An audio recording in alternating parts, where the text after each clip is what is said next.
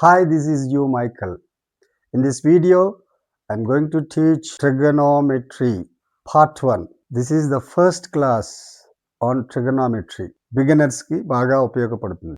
10th class and intermediate ఇద్దరికి కూడా ఉపయోగపడుతుంది. ఈ ట్రిగనామెట్రీ అనే వర్డ్ని 2 గ్రీక్ వర్డ్స్ నుంచి తీసుకున్నారు. అది ఒకటి ట్రిగోనాన్ అంటే ట్రయాంగిల్ ప్లస్ మెట్రాన్ అంటే మెజర్.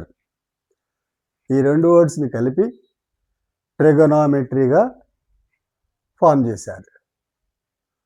ట్రిగోనామెట్రీ అంటే మెజర్మెంట్ ఆఫ్ ట్రయాంగిల్. ఇక్కడ చూడండి, measure triangle, measurement of triangle.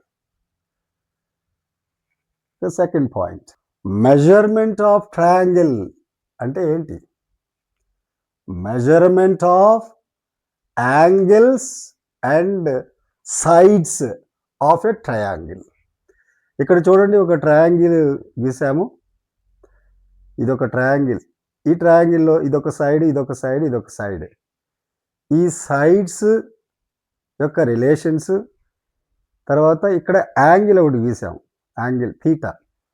వీటి యొక్క స్వభావాలు, వాటి మధ్య ఉన్న రిలేషన్స్ ఎలా ఉంటాయి అనేది ఈ ట్రిగోనామెట్రీలో మనం నేర్చుకుంటాం.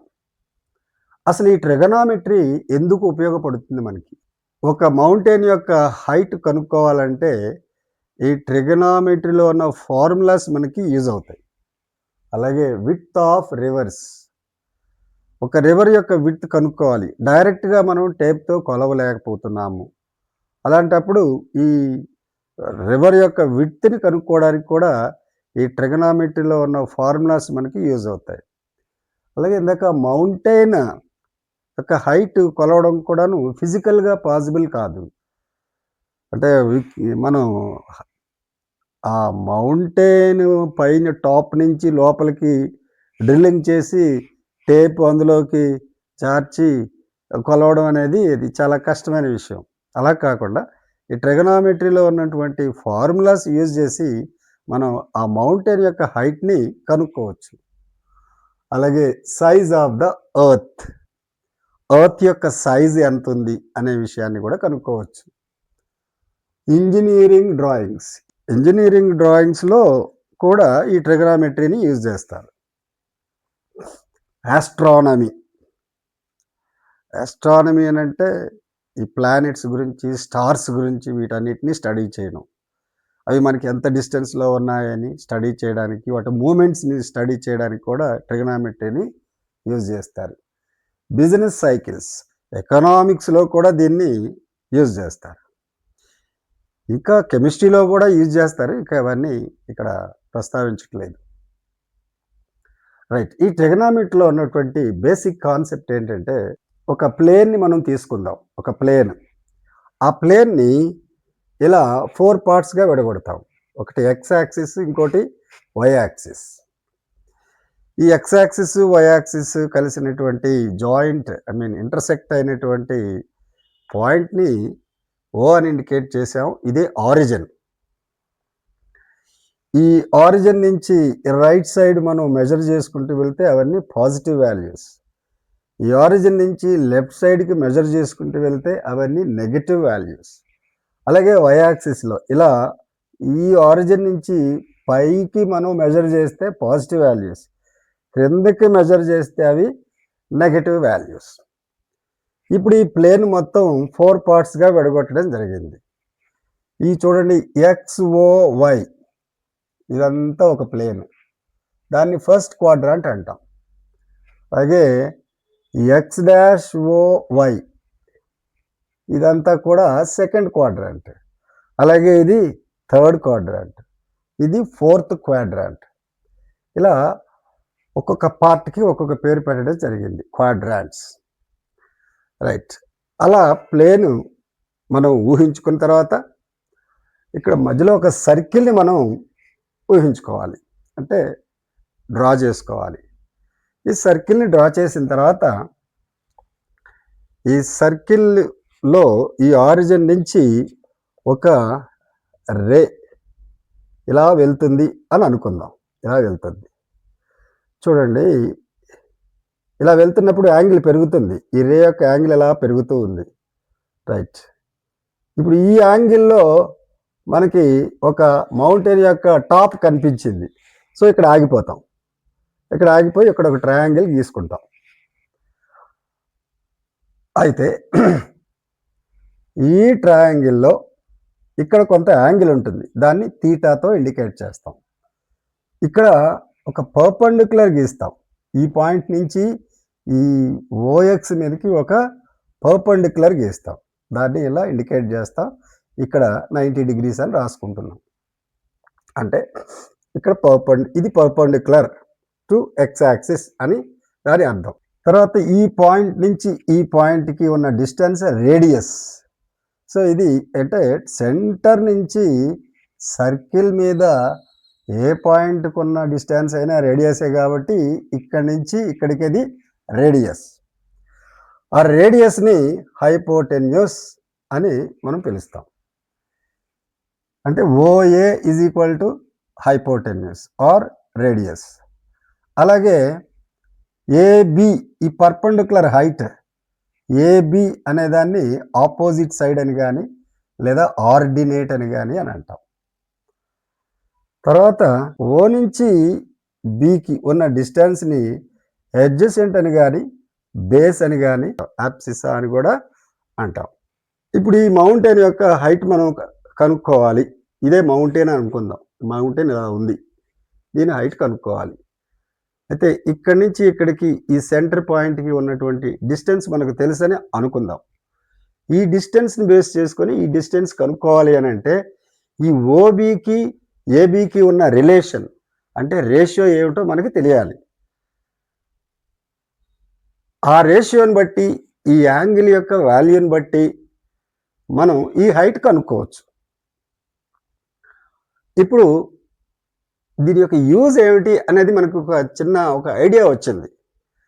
అంటే ఇక్కడ ఈ అడ్జసెంట్ సైడ్కి ఆపోజిట్ సైడ్కి కొంత రిలేషన్ ఉంటుంది.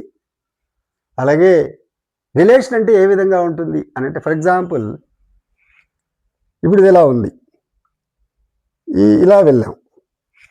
ఫర్ ఎగ్జాంపుల్ ఇది ఒక 3 సెంటీమీటర్స్ ఉంది, ఇది ఒక 4 సెంటీమీటర్స్ ఉంది.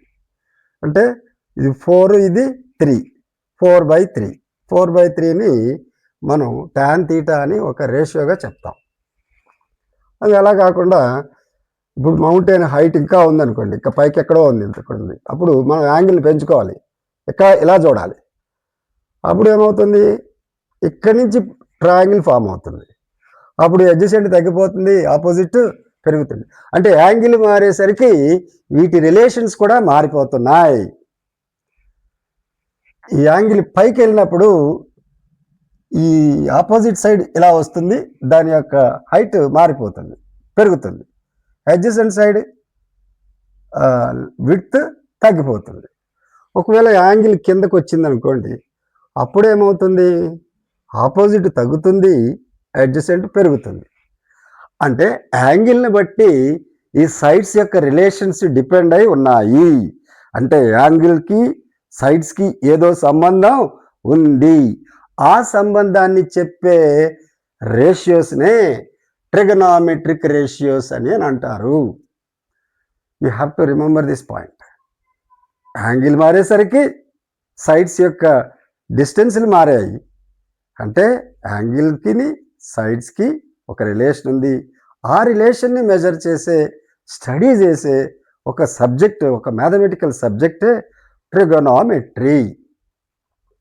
ఇందులో మొత్తం బేసిక్గా 6 రేషియోస్ మనం తీసుకుంటాం, 6 రిలేషన్స్.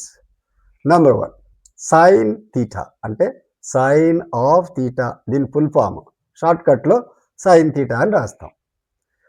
సైన్ థీటా అంటే ఏ 2 సైడ్స్కి ఉన్న రిలేషన్ అంటే ఈ ఆపోజిట్ సైడ్కి ఈ హైపోటెన్యూస్కి అంటే రేడియస్కి ఉన్న రిలేషన్. ఆ రెండింటి రిలేషన్నే మనం సైన్ ఆఫ్ థీటా అని ఇండికేట్ చేస్తాం. ఇక్కడ ఈ డయాగ్రామ్ ప్రకారంగా ఆపోజిట్ అంటే ఏబి, ఆపోజిట్ అంటే ఏబి. హైపోటెన్యూస్ అంటే ఓఏ. అలా ఈ ఆపోజిట్కి హైపోటెన్యూస్కి ఉన్న రిలేషన్ సైన్ తీటా. అదేవిధంగా కాస్ తీటా అంటే దాని full form cosine theta, cosine of theta. ఈ కొసైన్ ఆఫ్ తీటాని ఎలా ఏ రెండింటి మధ్య రిలేషన్గా ఇండికేట్ చేస్తాము? ఈ అడ్జసెంట్కి ఈ హైపోటెన్యూస్కి ఉన్న రిలేషన్. అంటే ఇది ఇంత డిస్టెన్స్లో ఉంటే ఇది ఎంత డిస్టెన్స్లో ఉంటుంది, దీని లెంగ్త్ ఎంత ఉంటే దీని లెంగ్త్ ఎంత ఉంటుంది అని తెలుసుకోవడానికి ఈ రేషియో మనకి యూజ్ అవుతుంది. అంటే ఒక లెంగ్త్ తెలిస్తే ఇంకో లెంగ్త్ తెలుస్తుంది. సో ఇప్పుడు ఈ స్లోప్ మనం కొలవలేము అనుకోండి, మౌంటైన్ యొక్క స్లోప్ ఎంత ఉందో కొలవలేము, లేదా మౌంటైన్ యొక్క స్లోప్ కొలవగలిగాము. మౌంటైన్ యొక్క స్లోప్ కొలవగలిగినప్పుడు మౌంటైన్ యొక్క చివరి భాగం నుంచి మౌంటైన్ మధ్య భాగంలోకి ఎంత డిస్టెన్స్ ఉంటుందో మనం చెప్పచ్చు. ఈ మధ్య భాగంలోంచి చెప్పొచ్చు, తర్వాత దీని యొక్క హైట్ కూడా చెప్పొచ్చు. అంటే ఇక్కడ యాంగిల్ తెలిసి ఈ డిస్టెన్స్ తెలిస్తే మనం మిగతావన్నీ ఈజీగా క్యాలిక్యులేట్ చేయొచ్చు. అది ఆ విధంగా ఉపయోగపడుతుంది. సో ఏ సబ్జెక్ట్ మనం నేర్చుకున్నా అసలు ఎందుకు దాన్ని యూజ్ చేస్తున్నాము అని మొదలుపెట్టినట్లయితే అప్పుడు ఆ సబ్జెక్ట్ మీద మనకి ఒక ఇంట్రెస్ట్ డెవలప్ అవుతుంది. నేర్చుకోవాలి అనే ఆతృత, కోరిక ఎక్కువ అవుతాయి, బాగా నేర్చుకుంటారు. ఇక తర్వాత సో కాస్ తీటాని ఎలా డిఫైన్ చేస్తున్నాము?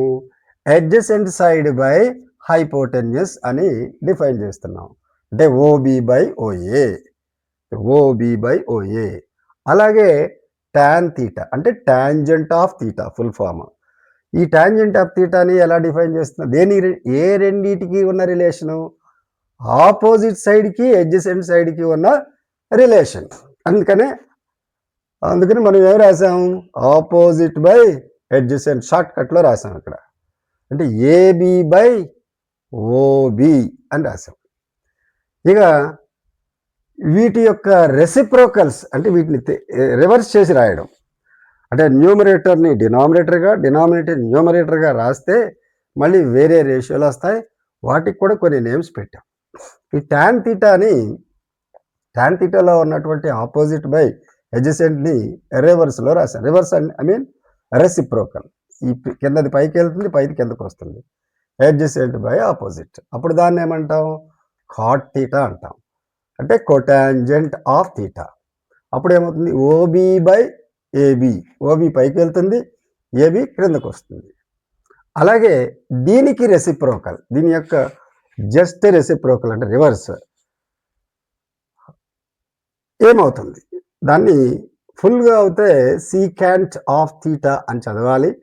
షార్ట్ కట్లో సీక్ తీటా లేదా సీకెంట్ తీటా అని చదువుతాం. సో దీని యొక్క రివర్స్ అంటే హైపోటెన్యూస్ని పైకి తీసుకెళ్తాం, అడ్జసెంట్ని కిందకి తీసుకొస్తాం. అలాగే కొసీకెంట్ తీటా అంటే కొసీకెంట్ ఆఫ్ తీటా అంటే ఈ సైన్కి రివర్స్ అనమాట. అది ఈ హైపోటెన్యూస్ పైకి వెళ్తుంది, ఆపోజిట్ క్రిందికి వస్తుంది. ఈ విధంగా ఈ 3 సైడ్స్కి ఉన్న రిలేషన్స్ని మొత్తం 6 డిఫరెంట్ వేస్లో మనం డిఫైన్ చేస్తున్నాం. ఇవి బేసిక్ రిలేషన్స్ ఇన్ ట్రిగనామెట్రీ. ఇవి కంపల్సరీ తెలియాలి అందరికీ. ఆ తర్వాత ఇక్కడ ఈ బాక్స్లో రాసినటువంటి రేషియోకి, ఈ బాక్స్లో రాసినటువంటి రేషియోకి కూడా రిలేషన్స్ ఉన్నాయి. ఏ విధంగా? ఫస్ట్ వన్ తీసుకున్నాం. దాని హెడ్డింగ్లో ఎలా తీసుకున్నాం? Relations between T ratios. చూడండి, ఇది ఒక రేషియో, ఇది ఒక రేషియో. ఈ రెండింటికి ఉన్న రిలేషన్ ఏంటి? ఏమి రిలేషన్ అంటే ఆ రెండింటిని మల్టిప్లై చేస్తే 1 వస్తుంది. అదే రిలేషను. ఎలా? సైన్ తీటా అంటే ఏమనుకున్నాం? ఆపోజిట్ బై హైపోటెన్యూస్ అనుకున్నాం. అలాగే ఇది opposite by hypotenuse. Cosecant theta అంటే ఏమనుకున్నాం? హైపోటెన్యూస్ బై ఆపోజిట్ అని అనుకున్నాం. So sign theta into cosecant theta is equal to ఇలా రాసుకొని ఇప్పుడు వీటిని క్యాన్సిల్ చేసుకుంటాం. ఆపోజిట్ ఆపోజిట్ క్యాన్సిల్ అయిపోయింది, హైపోటెన్యూస్ క్యాన్సిల్ అయిపోయాయి. తర్వాత ఏం మిగులుతుంది? అన్నీ క్యాన్సిల్ అయిపోతే 1 పైన 1 కింద 1, 1/1 ఈజ్ ఈక్వల్ టు 1.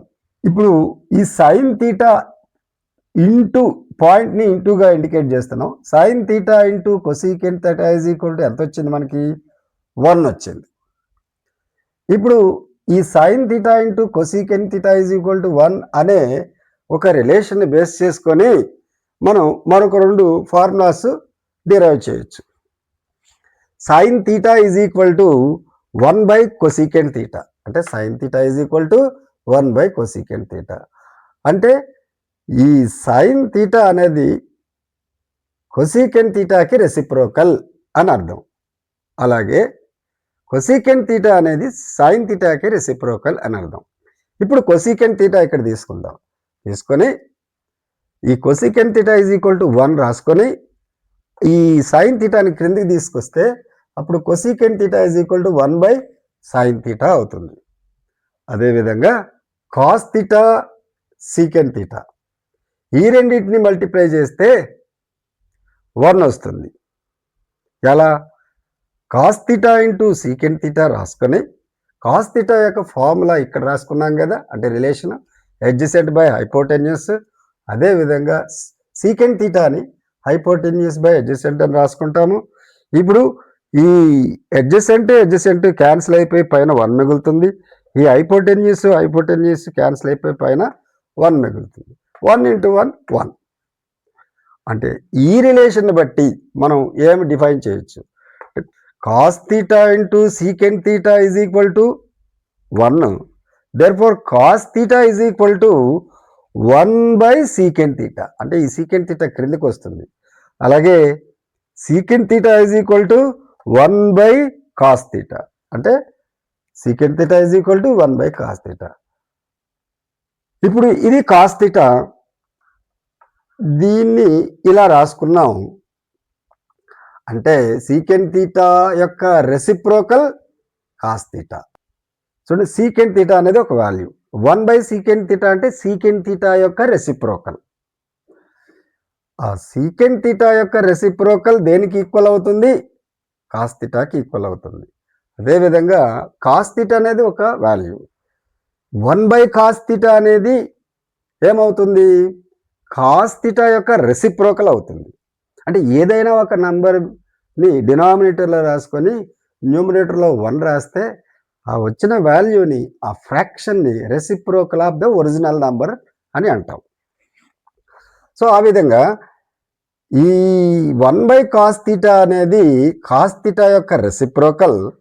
ఈ రెసిప్రోకల్ దేనికి ఈక్వల్? సీకెన్ థీటాకి equal. Similarly tan theta cot theta, tan theta into cot theta is equal to ఏమవుతుంది? ఆపోజిట్ బై, ఇక్కడ ఫార్ములా తీసుకొని ఇక్కడ రాసుకోవాలి. ఆపోజిట్ బై అడ్జసెంట్, అలాగే అడ్జసెంట్ బై ఆపోజిట్. వీటిని సింప్లిఫై చేస్తే ఆపోజిట్ క్యాన్సిల్ అయిపోతే పైన న్యూమరేటర్లో 1, అడ్జసెంట్ క్యాన్సిల్ అయిపోతే పైన న్యూమరేటర్లో 1. 1 ఇంటూ 1 1. ఈ రిలేషన్ని బట్టి tan theta into cot theta is equal to 1 అనే రిలేషన్ బట్టి మళ్ళీ tan theta is equal to 1 by cot theta అని, cot theta is equal to 1 by tan theta అని రాసుకుంటాం. సో ఇవి బేసిక్ రిలేషన్స్. ఇవి మళ్ళీ డిరైవ్డ్ రిలేషన్స్. ఇవి సైడ్కి ఉన్న రిలేషన్స్, ఇవి రేషియోకి ఉన్న రిలేషన్స్. ఇక వీటిని బట్టి మరికొన్ని ఫార్ములాస్ మనం నేర్చుకోవాలి. అలా స్టెప్ బై స్టెప్ మనం ముందుకు వెళ్ళినట్లయితే ట్రిగనామెట్రీ చాలా బాగా అర్థమవుతుంది. మీరు ప్రతిరోజు నా వీడియోస్ ఫాలో అవుతున్నట్లయితే ట్రిగనామెట్రీ అంటే కొంచెం కష్టంగా ఉన్న వాళ్ళందరికీ ఈజీగా ఫాలో అవడానికి అవకాశం ఉంటుంది. సో ఈ వీడియో మీకు నచ్చినట్లయితే మీ ఫ్రెండ్స్కి షేర్ చేయండి, మీరు ఫాలో చేయండి. అదేవిధంగా యూట్యూబ్ ఛానల్లో సబ్స్క్రైబ్ చేసుకోండి. ఈ ట్రిగనామెట్రీ నేను 10th క్లాస్ ఇంటర్మీడియట్ రెండింటిని బేస్ చేసుకొని చెప్తాను. అంటే 10th సిలబస్ కవర్ అవుతుంది, ఇంటర్ సిలబస్ కూడా కవర్ అవుతుంది. ఇంటర్ సిలబస్ ముందు రావాలి అంటే 10th మీద కొంచెం డిపెండ్ అయ్యి ఉండాలి.